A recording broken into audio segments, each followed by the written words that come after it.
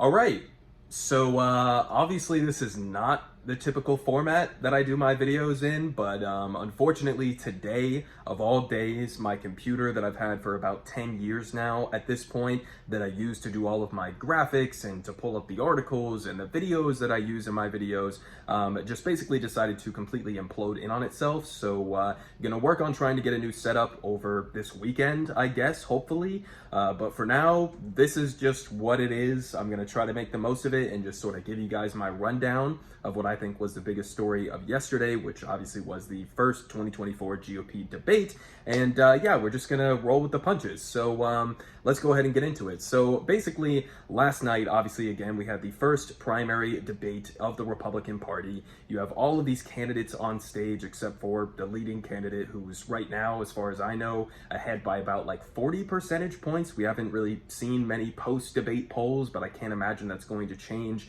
drastically. But, you know, Donald Trump decided to skip the debates. He decided to go and do this sit-down interview with Tucker Carlson as a replacement, and they posted it over on Twitter, or I guess now it's called X.com, because of Elon Musk. But, you know, honestly, I thought it was going to be much more of a distraction from the debate than it actually turned out being. And it seems like most people are not really getting that like energized, even on the right, about Donald Trump's interview. So we had the GOP debate, and it was without Donald Trump. You had obviously some of the top Republican candidates like Ron DeSantis, who was sitting center stage. You had guys like Vivek Ramaswamy, who seems to be increasingly capable of catching up to Ron DeSantis to be that second place guy. You also had characters like, Christie and Mike Pence, the former vice president of the United States. You had other guys like Asa Hutchinson and Doug Burgum, who, obviously I'm a massive fan of. Huge Burgumania head over here, but unfortunately they didn't really show out for the debate, didn't do too well, and I can't imagine that their poll positions are going to be shifting significantly after their performances. Almost made me fall asleep while I was listening to them. But yeah, so I mean, my main takeaways from the debate are, number one, I think that just generally my perspective as a leftist watching this, it was a great reminder in terms of how completely insane a lot of Republican like baseline normalized policies are at this point. I mean, you had, basically everybody on stage who was outright denying the existence of human-caused climate change. There was literally a portion during the debate where the Fox moderators, and I guess credit to them, but not really credit to them, but they decided to ask a question that was just straight up, do you believe that man-made climate change is a real thing that needs to be addressed? Raise your hand if you believe that. Essentially, none of them raised their hands. You had Ron DeSantis interjecting during that portion and saying, well, we're not school children. Let's debate the premise of this wild claim that you just threw out there, right? And you had, somebody else like Vivek Ramaswamy, who was basically coming out and quite literally saying that climate change is a hoax. So yeah, I mean, that's sort of like the baseline Republican position at this point. I mean, they talked about climate change again, which, according to them, I guess is something that either can be sort of like discarded, doesn't really need to be meaningfully addressed at this point, or it's just a straight up hoax. And on top of that, you had other wild portions of the debate, like especially on border policy, where it seems like, again, at this point, the mainline Republican position is that we should essentially go to war with Mexico, or at the very least, militarize the borders significantly. I mean, you had people who were calling for, trying to use lethal weaponry at the border to, I guess, fight the drug cartels or whatever the case may be. So,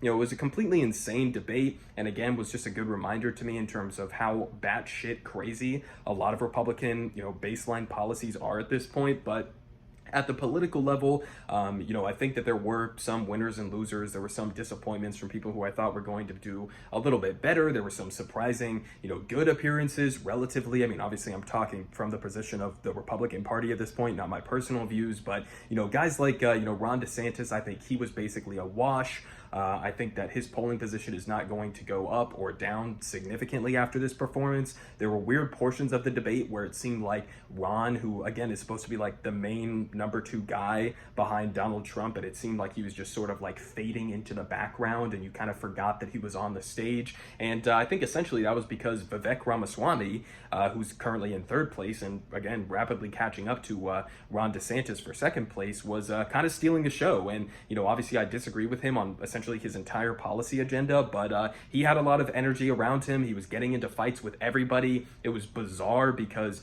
Ron DeSantis wasn't getting attacked, and Vivek Ramaswamy was basically getting attacked by everybody, even though he's in third place and not second place. So that was kind of interesting. But, Vivek Ramaswamy, I think overall, I would say he's probably going to get the most significant bump from this in terms of his polling position, which is kind of like a moot point at the end of the day, because half of what he was doing on that stage was just sort of like jerking off Donald Trump. I mean, there were portions of the debate where he quite literally said Donald Trump is the greatest president of my lifetime, and obviously saying he would support him if he was the nominee in 2024. So I mean, at the end of the day, it's like, even if Vivek Ramaswamy ends up taking over Ron DeSantis as a second place candidate, it's kind of more like he's just vying for some cabinet position, or maybe even vice president. But that was Vivek Ramaswamy. Again, that's going to be sort of the main focus that I think a lot of people have coming from this debate, was his performance. We had Mike Pence, who was on stage as well.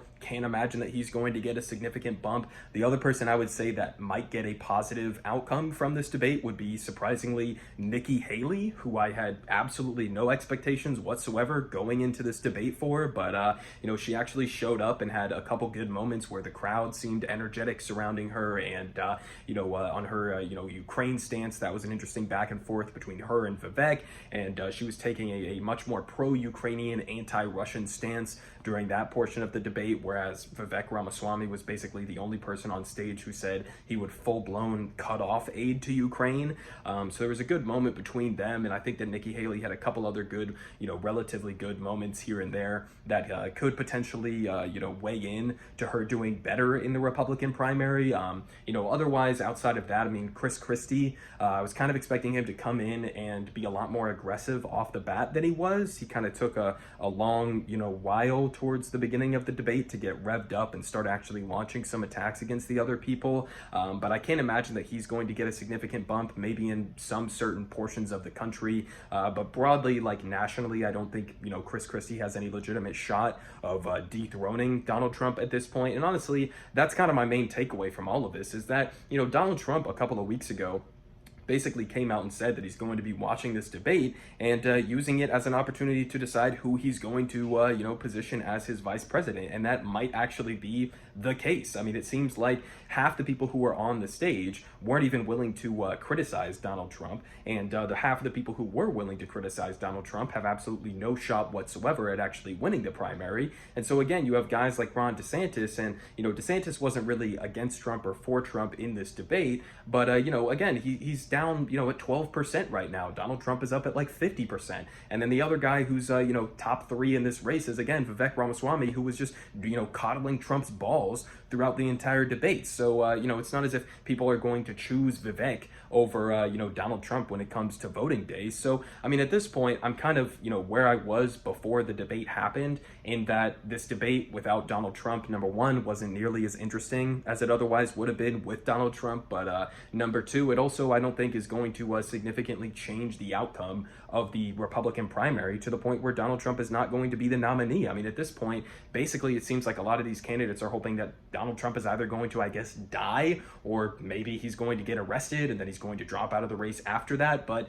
at that point, I mean, it's just kind of, again, it's a wash. And, I don't think that any of these candidates are going to gain any significant momentum coming out of this debate outside of maybe Vivek, who, again, is a pro-Trump candidate, which is, kind of bizarre given the fact that you are running against him. But yeah, I mean, those are sort of like my main political takeaways. I mean, again, my main actual takeaway from watching this debate is that all of these motherfuckers are completely insane, especially when it comes to issues like climate change, abortion rights, border policy, foreign policy in many ways. So yeah, I mean, that's basically my main takeaway. Again, apologies for not being able to show you guys clips on this for right now, but I'm about to spend the next couple of days trying to get an entire new, computer setup so that I can try to get back to my normal form. But, I appreciate you guys' support for this channel. Appreciate you guys sticking with me. And hopefully this video is not too shaky. I'm trying to hold this up with my, with one hand at a time. So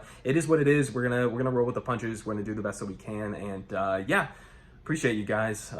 Subscribe, like, do all of that good stuff. I will see you guys as soon as I can get my shit fixed.